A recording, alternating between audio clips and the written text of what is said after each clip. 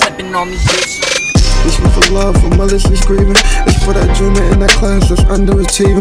It's for believers. Welcome to the Detailed Athlete. This is your host, Daniel Karon. Today we have a super special guest in the building. He is a Silver Bluff, graduated 2013. He graduated from South Carolina State in 2017.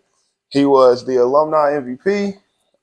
He's a skill trainer, a sniper when it comes to the basketball, and overall just a great dude, man. This is my guy, Donte Karon Wright. What's up, man? How you doing, bro? What's going on, man? Thank you. Yes, Appreciate sir. you, Dave. Thank Yes, you for having sir. me. Sure. Absolutely, man.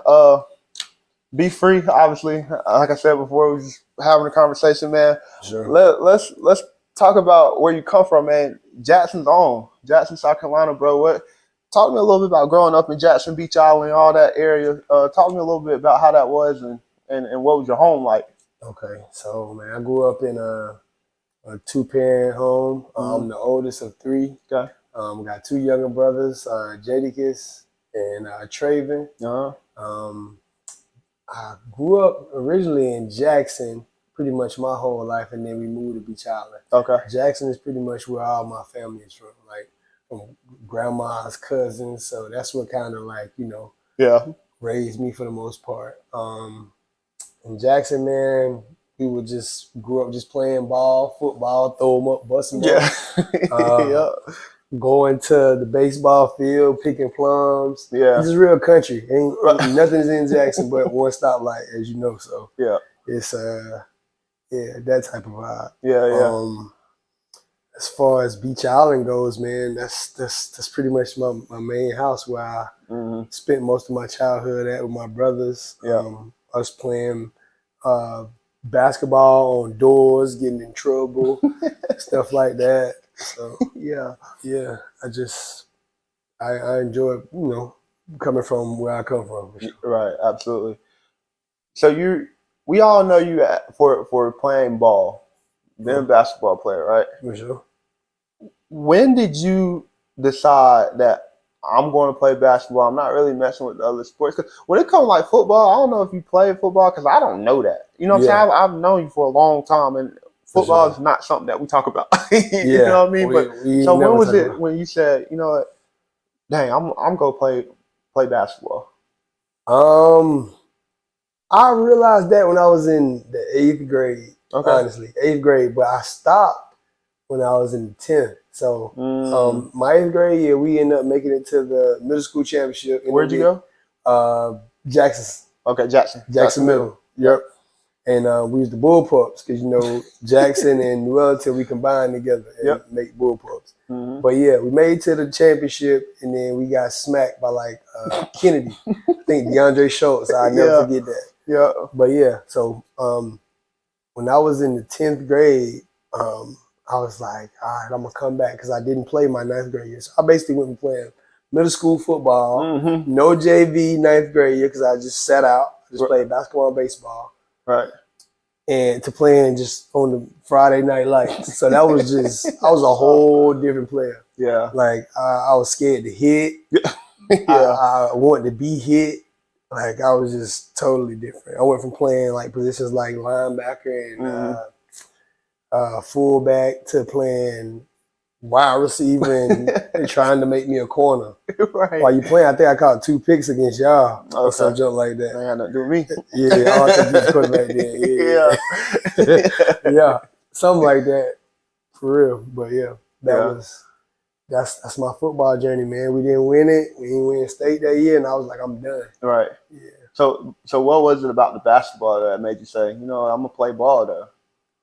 Honestly, man, my cousin Theron, like me watching some of the things he did as far as him being just a smaller guard. Yeah.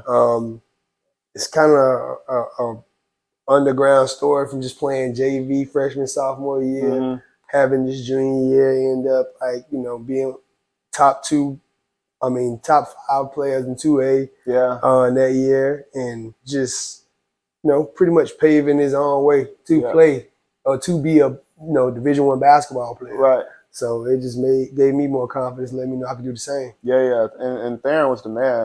Shout out to you, Theron.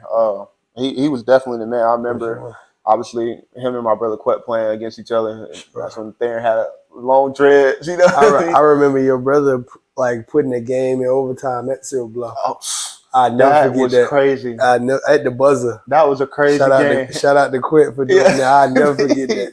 Yeah, that was a crazy game. I definitely remember that one too. Yep. So you're in high school and you're playing ball. Great career. You know what I mean? We played against each other a couple times. Sure, we had a lot of good battles. Oh, absolutely. And great battles. Just remember you being such a dynamic player, man. Like great shooter, left-handed. So that's always throw the monkey wrench and everything. You know what I mean? Yeah. So you end up graduating, like we said, in 2013, and you go to South Carolina State. Yeah. Was that your only option? Whew. Or was that that felt like home to you? So when I came out, nobody really wanted me. I had one official visit, and that was the Francis Marion. Okay. And they fit my style of play during that time because they was like, I think they was like leading Division II in like 3-points made and 3-points. Yeah. So I was like, oh yeah, I'm about to go there and just break records, do what I always do. Right. But Coach Edwards never offered me. Okay. He didn't. So I was like, man, if he called me one Sunday, I never forget. I had just got out of church. And he offered me a preferred walk-on spot. Okay. And he was like, we're gonna take Dedrick Browen or something like that. Dietrich, yeah. And he ended up being like a Hall of Famer. Yeah, he's the man now. Yeah, he's the man. So I couldn't complain about that. But with all that being said, man, I was like, I definitely felt disrespected around that time as a kid because you don't understand just the politics and you don't understand just what they're looking at. Right. But I was like, man, if I'm gonna do anything, I'm just gonna go ahead and I'm gonna walk on and play Division I basketball. I'm gonna do what I want to do. If I'm gonna sit here and be a walk on, right? At that point, I'm gonna play what I want to play. So, long story short, I went, played in a few AAU tournaments as a graduated senior. I was killing everybody. Yeah. I had a couple of coaches, Delaware State, because Delaware State head coach at times from Augusta. Okay. Yeah. He was like, they was like, they was going to come and watch me play, which they didn't. They just called and checked for my numbers.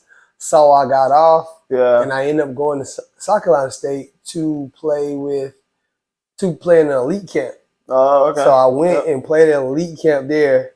And I did what I was supposed to do. I was older than everybody, so yeah, I got off, and that's pretty much how I got my little buzz. Yeah, and I think with that, what I take from all of that, and I'm sure the listeners will too, just opportunity. Every opportunity don't look the same. Yeah, you know what I mean. And for you to say, okay, I felt disrespected in that moment. You had a lot of options at that point. You could have quit. You know what I mean? But you took the road less traveled, as folks would say, and you say, you know what? A lot of people might not agree with what I'm doing, but I got to make a way for me. For sure. And you took whatever opportunities that you could get. For sure. And sometimes that's probably the best way. And some folks also say that's betting on yourself. Yeah. For sure. Because you have to. At some point, you're going to have to bet on yourself. I just realized, so I left out one more thing. I did have one offer. Aiken Tech offered me. Okay. Aiken Tech was my only offer. But Aiken Tech program folded. Like right there. Like two months after they had offered me. So I was like, dang, I can't even go to Aiken Tech. Yeah. Like, it was pretty bad. Like, I don't know if you know, I held out all the way till the last week of July. So, college is getting ready to start. Yeah. So, like last week of July, I went to the elite camp, played well, and literally I got my first Division I opportunities pretty much in that same day. Yeah. Delaware State called me like 10 o'clock that morning and just told me that they was going to take me. So I told them, yeah. Yeah. And then probably like 6 hours later, South Carolina State called me. Right. And they told me, like, they wanted me to come play. So I told them, yeah. So, the Delaware coach wasn't too, excited about me telling me. Nah, but yeah, it worked out for the best. So I'm gonna jump the gun a little bit. Let's talk a little bit about there. Okay. Because I'm kind of piecing the puzzle together, and feel free to tell me if I'm wrong. Yeah. Did Theron, because that is your cousin, you looked up to him, obviously, like you said, when y'all was at Silver Bluff. Did his journey influence you a little bit, especially when we talk about going to state? It definitely did. Honestly, with us having such big of age gap, like I think they're what, 5 years older than me? Mm-hmm. Yeah. 5 years older than me, I think. 4 or 5, something like that. Anyway, with him being there, I was like, man, I might as well stay home, go to South Carolina State, be with him so I could like learn the college ropes. Like Aaron used to write me, a lot of people don't know this, like he used to write me a whole like page about my game, telling me things I need to work on, things that I need to get better at. And he used to always send me like workouts in a basketball Bible. He used to be in school. Okay. So like that's why it was always easy for me to work out by myself and me not to like, you know, really depend on having nobody or depend on having a rebounder. Yeah. Like just me seeing certain things and me being real with myself, of course. Because somebody can sit up and say, you're not good at this, you're not good at that. Yeah. And you could be like, man, I'm good at that. Like, nah, I knew the things that he wrote down on those papers every year I wasn't good at. Right. So that's what I wanted. I knew like if I come here with you for a year, you know, you having your senior year, I get to watch you be great and see it. Then I can, you know, follow in their footsteps. Same thing I did in high school. Right. So it just made it easy for me. Right. And I think, too, like you said, just being accepting to somebody that's telling you your flaws. Because it's easy to sniff yourself and be like, nah, I'm cool. Especially once you start thinking you becoming better than them a little bit. Exactly. You start thinking you like, I'm better than you now. Like, it's tough. Right. But they see things from a different perspective. That obviously now that you've been through the ropes that you can now pass down to Jadakiss. Sure. You know what I'm saying? Which then you can pass down to Trey. And Jadakiss can pass it down to Trey too. You know what I mean? So but it's the experiences of the guys that you were looking up to once. Yeah. Telling you, hey, you know what? You good and you might be better than me right now, but when you get to this level, all them weaknesses, like they don't do nothing for you at this point. No. So you have to make them strengths, and for you to just say, you know what, no, you're right. I am gonna work on this stuff like that, man. I'm gonna take my hat off to you, man. I'm gonna give you a lot of flowers, bro, because that's not easy, bro. Nah, it's not easy. Definitely not. Especially when imagine somebody telling you, you know, you're not good at this, and you be like, man, I've been working hard at that. But they still telling you like you're not good. Right. Like, boy, I've been working. You don't know what I've been doing. Right. Yeah. You ain't here. Yeah, but then it all turns into jumping back when you went to state. At one point, and we talked a little bit off the camera, but at one point, bro, you was leading the whole NCAA and made threes. Yeah. After everything that we just talked about, Aiken Tech was your offer, and they folded. Yeah. Francis Marion took Dietrich Browning, which, I mean, that's not a knock, bro, because Dietrich, you know what I mean? He a Hall of Famer there. Hall of Famer, right? Hands down. But in the moment, you didn't know that, you know what I mean? So you get slighted by them. You feel like you get slighted by Delaware State, who's saying, oh, we're coming to the games, but they're not coming to the games. They're just looking at numbers and saying, okay, when he gets here, maybe he can fit. Yeah. You go to state, and now you're leading the whole NCAA at some point, bro, for a little while in threes made. That is so hard to do. Yeah. To lead anything, even if you just led your conference, but you led the whole NCAA. I don't think people really understand when it comes to basketball that there's a bunch of institutes and we all play under that one thing. Like your smallest school if they win the conference, they make the NCAA tournament. Exactly. It ain't like college football playoff. Nah, nothing like that. You know what I mean? For sure. So we all got a shot at getting in the dance. Exactly. So, but you led the whole NCAA and 3-pointers made. Talk to me a little bit about that, just that journey and realizing like, shoot, I'm leading the whole NCAA and 3-pointers made. Man, it was actually, I had it on my wall. I had all my goals on my wall. I wrote it out. I knew what I wanted to do, and I knew how I was going to achieve it. Yeah. And I even told like my point guard, Ty Solomon at the time. I told him like, you know, he was like, man, what you want to achieve this year? Yeah. Like outside of like team goals. And this is gonna sound really selfish, but I mean, with us being there for like what 4+ years, because I had to sit out 1 year. Yeah. Like we understood like the culture there. Yeah. At the school. And I was like, man, I actually want to do something special. I want to do something that's going to, like, you know, give us something to feel proud about. Yeah. And I was like, and sometimes that's not necessarily always in the wins and loss column. Yeah, absolutely. Yeah. But yeah, man, like I sat out the year before. Mm-hmm. I sat there and I would make 1,000 shots a day. Like I would see that ball go in the hole, and like in one setting, I did that for like 3 weeks straight. Yeah. And then like my back was hurting. I went like Monday through Friday, so I was making like 5,000. 5,000. I was like, man, ain't no way Steph Curry really can do this. Like, his body holding up. Yeah. And that's when I realized, I was like, yeah, these dudes just... They different. They're on a different level. Like, I know they done it. Like, there's no way. There's no way. And it just gave me even more confidence in my game, man, and just what brought me to this point in basketball. I'm like, what separates me from the next man is my shooting ability. So why not, you know, do it on a whole another level that's just going to put me, you know, ahead of the next man. Yeah, so, absolutely. Yeah, and I wanted to play in the NBA. I was like, man, what can I do to help further my shot of getting noticed to play in the NBA? Yeah. And I knew that was my ticket. Yeah. Yeah. It wasn't no steals. It wasn't no playmaking ability. It was more so like, go out here and showcase this clip. Yeah. And hopefully the right person see it and give you an opportunity. Right. What was the because you end up going to Georgia Southwestern for a year. Mm-hmm. What did you learn there? Whew. I learned that Division II basketball is probably the hardest thing ever. I don't care what nobody say. It can't be. Yeah, it's real hard body. We had like 10 Division I transfers come in, and just our like preseason and everything leading up into it. Like everyone, we had guys coming from like ACC, SEC. Yeah, those guys were like, but we never had a preseason this intense and this cutthroat. Yeah, so that just changed my whole outlook on just Division II basketball programs. Period. Yeah, like that made me realize, like, dang, like.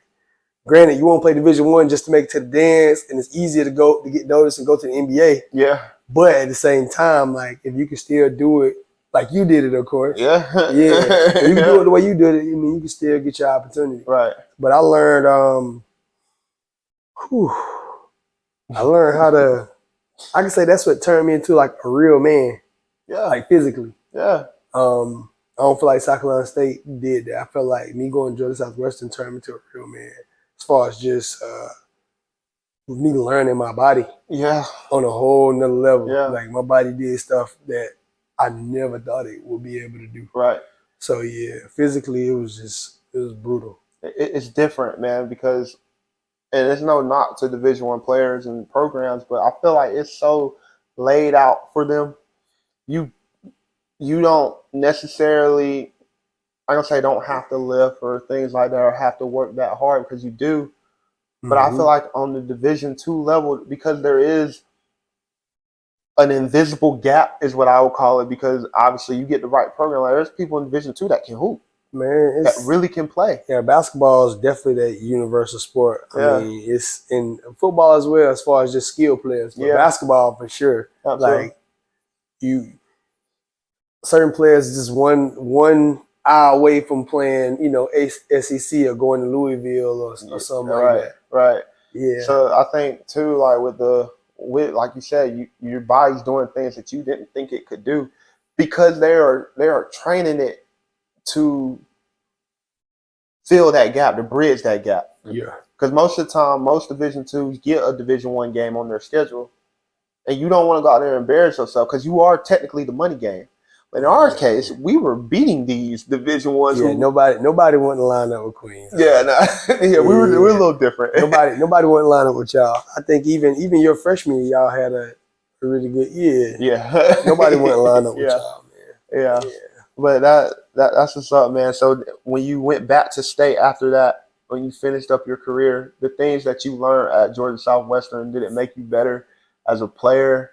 Your mentality was a little better? Everything was sweet. Like, not saying that I was doing this, but if I really wanted to stay up all day and then just wake up and just go to practice, I could do that. Just because it was like, I didn't put my body and mind through 12 times worth at Georgia Southwestern. So anything that you gonna do is just, it's sweet. Yeah. Like my body gonna naturally respond to all of this. Right. It's light.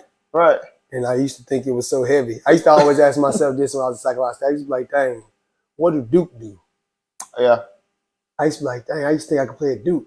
Like, what do Duke players do? If I can't handle this, what does a Duke player do? Right. But just going to Georgia Southwestern, I was like, yeah, I can play anywhere in the country. New perspective. Yeah. Yeah. Yeah.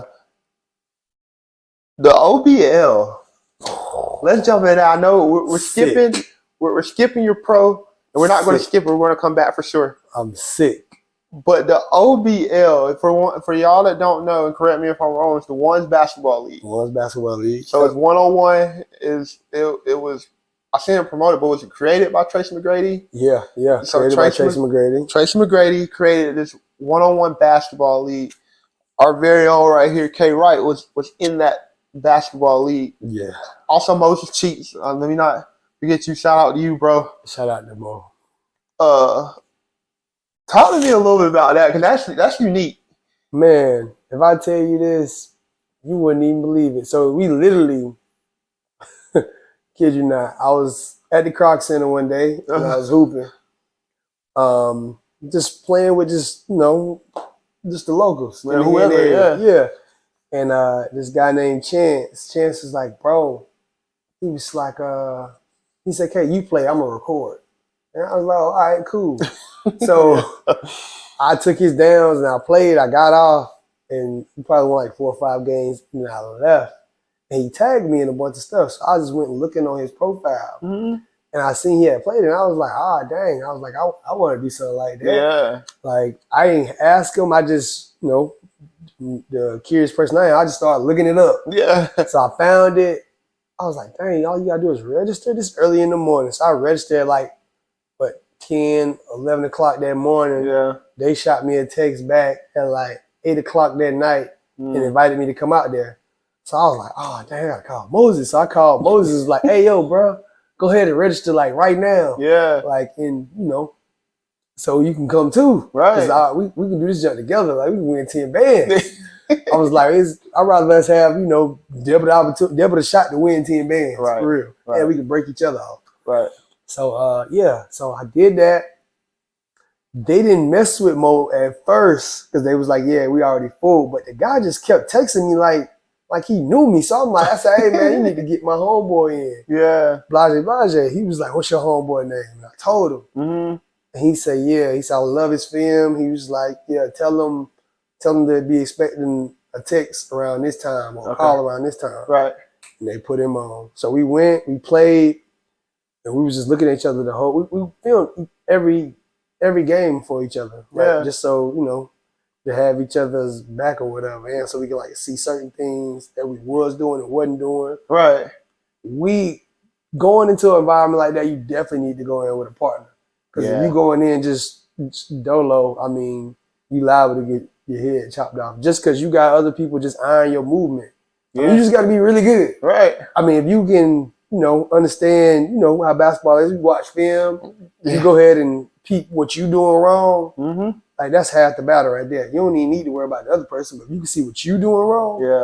Yeah.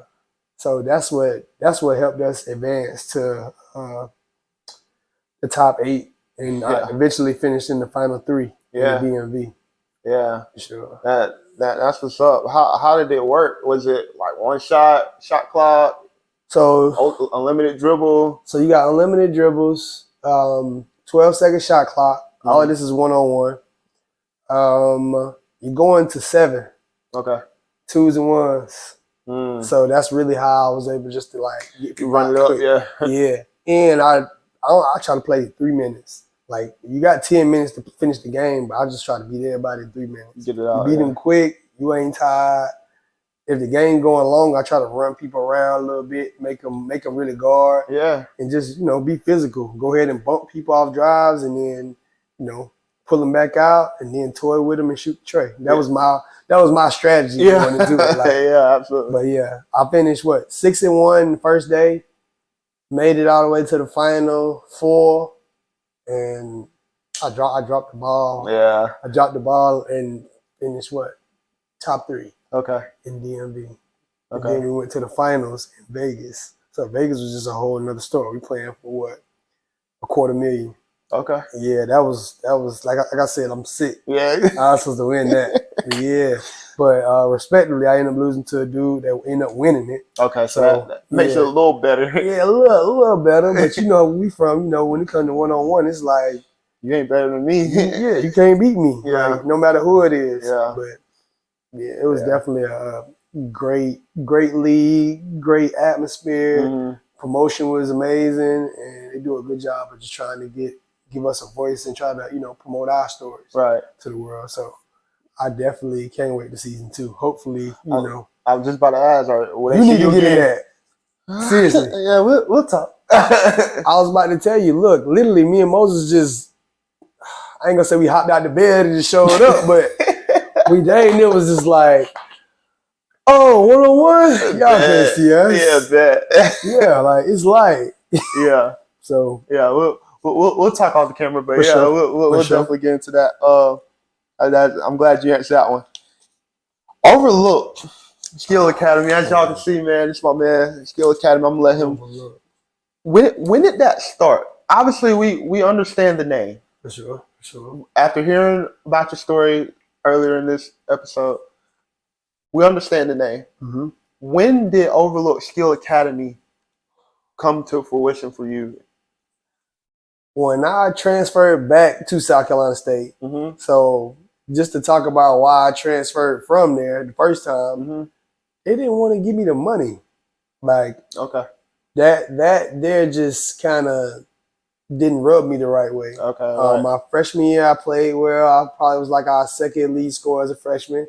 And my sophomore year, I was actually leading us in scoring in like the beginning of the season. And probably like our first like 10 to 11 games. Right. And then, lineups changed and they went with whatever they wanted to go with at the time. But long story short, when I transferred back, I was trying to make a movie and I wanted to talk about my story. Yeah. I wanted to talk about why I left, why I'm coming back. Yeah, a little doc. Yeah. That was the goal. Okay. The doc ate the doc. I did drop a little something, but it ain't the doc. Yeah. But yeah. I just wanted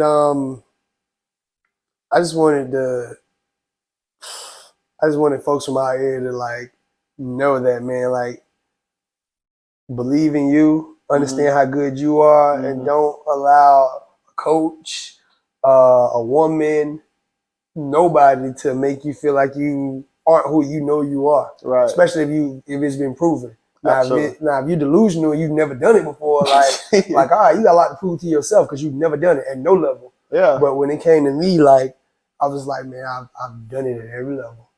At every level. So it's just gonna be nothing different. Right. So that's what made me name it Overlooked. And I wanted to it's relatable.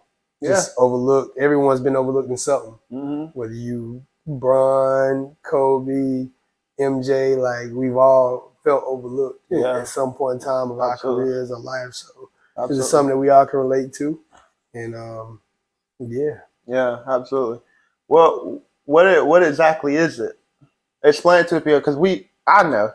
For sure. But explain to the people exactly what it is. So Overlooked Skills Academy is a basketball school more so.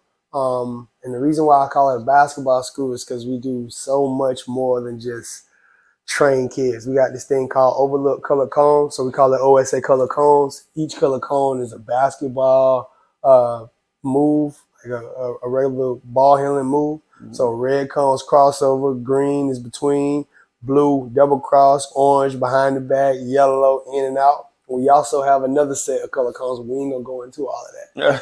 But yeah, we train kids as young as 3, as long as the kid can dribble the ball 5 times. Yeah. And just control it a little bit. Yeah. And we just try to educate kids just on not only on just their basketball skill set, but just knowledge and going into whatever they're trying to achieve. Right. Like a lot of things as athletes is just more so just knowledge. You ain't got to be the best. It's about just knowing what you want to do, how you want to do it, and how you gonna get there. Because if you don't know those 3 things, it's Pointless. Yeah, you out here you gotta dream. Yeah, For sure. absolutely. I'm loving what you're doing, man, with Overlook, man, and Sure. the positive thing that you're doing, giving back to our area, man. Yeah. Like I know you don't care that you came from this school, that school. Like we're all one area, bro. For sure. And we all got to represent this CSRA area, and I appreciate what you're doing with Overlook, man, because For sure. it's definitely something, you know what I mean. And obviously the clientele that you have and the videos that you're putting out, like it's worth it. For sure. You know what I mean? Yeah. And keep going and keep grinding at the thing. Appreciate that. Oh yes, sir, man. Absolutely, absolutely, bro. Appreciate that. The tournament, the alumni tournament. Whew. Alumni tournament, man, MVP Alumni right here. tournament. You know what I mean? Like, oh man, shout out to Matt Jeezy, man. Jeezy.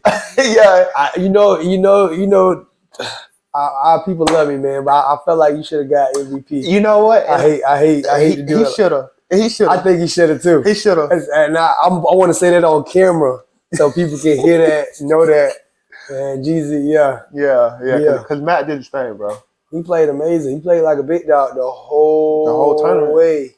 Yeah. Like the whole way. Yeah. Just made big buckets. Like, I don't want to discredit the things that I did just towards the end of that last game, but like, yeah, that shit was crazy. Yeah, it just kind of it was crazy. Yeah, but I'm definitely Jeezy with that one. For sure. Yeah. Nonetheless, you got it. For sure. You know what I mean? Respectively. Y'all won the tournament, man. Y'all put us out. I do believe that we played y'all the toughest, though. Y'all definitely played us the best. You know what I mean? I told everyone from North Augusta that too. Yeah, I feel like every other team that y'all played, I feel, and this is just me, my opinion, I feel like we were the only team that had a shot to even beat y'all.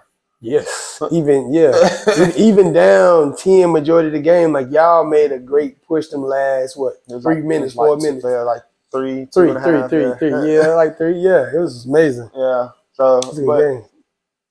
Talk a little bit from your perspective about the event. So, man, this event definitely was well overdue.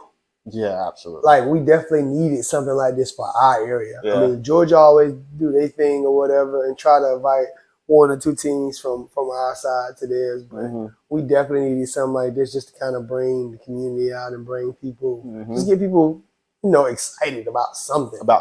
Yeah, for sure. But the event was great. Every team was competitive. Even the low country teams that I was kind of like, oh wow,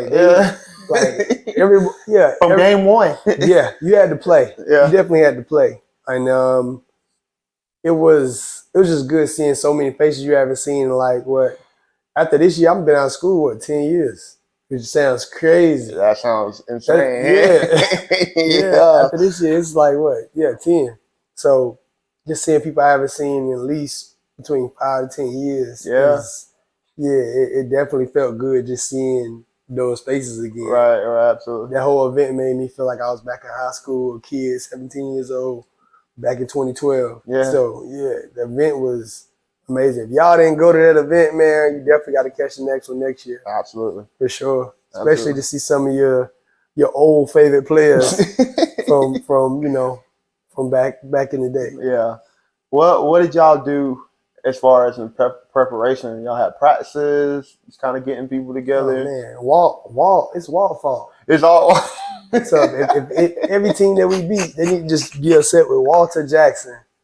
Yeah, Way to go, Walt. My team. Yeah, our team, man, we was practicing 3 times a week, and it was so bad that I wasn't even making some of those practices, honestly. Yeah. Just because I was like, y'all, I'm in the gym every day. I ain't saying that I'm going as hard as y'all going, but I'm in there. Yeah. Yeah, I'm soaking in I'm inherited in the buckets right now. I'm in there because I'm constantly training. Absolutely. But we got it in at Jackson Middle School, a couple times at Silver Bluff, but Jackson was definitely the home spot. It was good to y'all, yeah. Yeah, Jackson was amazing to us. We just played our style of basketball, man. Got up and down. Yeah. Shot Dre balls. And defend and talk a little jump. It kept that grittiness, even around each other. Yeah. So it just made it, you know, that much sweeter. But yeah, shout out to Walt. Yeah. Walt was the reason. Hang on, Walt Jackson. The third. The third. Yeah. Congratulations on y'all win, man. Congratulations. Congratulations on your performance. I'm proud of you for just, you know, being a big dog. I mean, I knew what you was capable of doing, but it's always different when people forget. Yeah, absolutely. Yeah, I agree it with is. that. Yeah. It's always different when people forget. It's like, all right, cool. Right. Like, you know, and he ain't even about you proving it to no one else. It's just you proving it to yourself, what you already know about yourself. Exactly. So exactly. That's what it's about. And you know, obviously I kind of played with that chip too. Like people thought like, oh shoot, he didn't gain weight. I remember Jamel Coleman came up to the middle y'all when we played y'all. He was like, dang, bro, you still can move. Like, I thought you got bigger, you couldn't move. It's like, nah, you still like fast and stuff. I was like, bro, like, don't forget. Like, don't like, you know what I mean? Like, just don't forget. Yeah, I told everyone, I was like, man, don't forget. Like, ain't too many All-Americans in this gym. Right. If you probably got two, if that. Right. Like you and I don't even think he's All-American. That's one. Right. Yeah, at any level. And it ain't far removed either. Yeah. That was the next thing. It's like I've only been out of college. Like you out of school 5 years or so. I've only been out of college 2 years. I was about to say, you fresh. Yeah. I ain't gonna lie, you could have gained the whole 30 and still went out there and did what you did. Seriously. Yeah. Like it's nothing. Basketball is like riding a bike. Yeah. Especially to a basketball player. Like, absolutely. you can stop playing ball literally for a whole 5 years and still come out and, you know, dust off some of these kids just off the strength, Mm-hmm. Just because it's in you. Yeah. Is there anything you want to leave us with? Man. Appreciate you having me. Oh, absolutely. Thank you for this opportunity for, you know, getting out my story even more. Mm-hmm. We definitely got to hang out more. I've been saying that for for a while now. Yeah, we Yeah. definitely got to. Absolutely. It can be something small, whether we just get some shots up, start playing together in Croc League. Yeah. I'm out here recruiting. Yeah. I definitely need you on my team in Croc League. Yeah. And we definitely gonna push it, man. We're gonna help you grow this. This is amazing. I'm glad. I appreciate it, bro. I appreciate it. I mean, shoot, we've been trying to do it for months now. I feel like we know it's been schedules. It's definitely overdue, but yeah. Yeah. But I definitely appreciate you coming out, man. I really do. For sure. This is the Detailed Athlete. I'm your host, Daniel Carr. This is the guy, man, K Wright. And we are out. Man, we gave him all the details. Thank you, my brother. Yes, sir, bro. Seriously. Yes, sir. This is for love, for malicious grieving. It's for that dreamer in that class that's underachieving. It's for believers whose faith is just keeping them breathing. This is a garden of Eden. This for all of my heathens. Happy moment, happy sprinkled through half of these tragedies. Actually, I just started embracing change. It's safe to say that growth is an uncomfortable process, and pain is a necessary investment for progress. I stress that if you ever get ill or hurt against your will, this will quit for God. This is our test. Yes, this time is gonna be different. I'ma bless the world with honest quotes in every sense and get better every moment, just like my mama mentioned. Hard times but never resentment. I stay forever relentless. Yeah.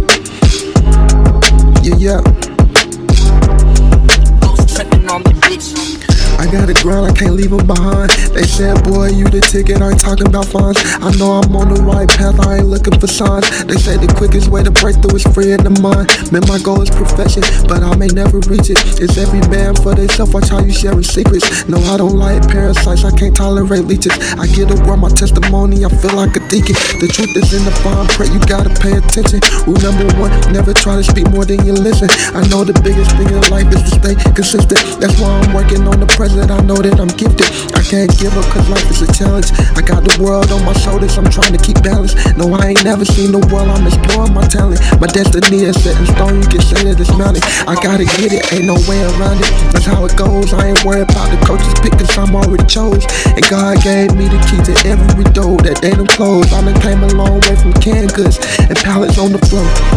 Life done taught me some lessons. I don't face some rejections, I know that this is my path. No, I don't need no direction, I'm just tired of the stress and we in need of a blessing. Sometimes I sit and look at my reflection.